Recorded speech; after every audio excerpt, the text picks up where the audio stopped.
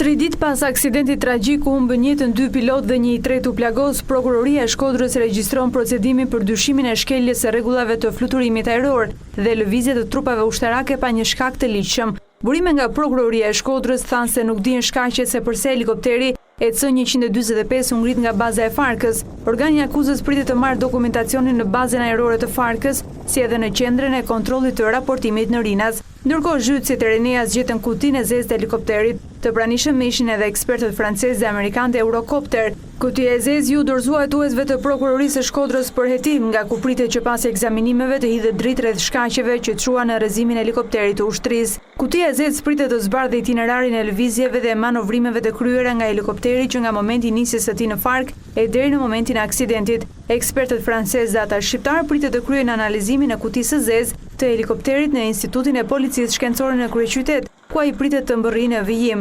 Ndërkohë, Ministri i Mbrojtjes Mimi Kodheli konfirmoi krijimin e një grupi ekspertësh dhe specialistësh që do t'i bashkangjiten grupit hetimor të prokurorisë.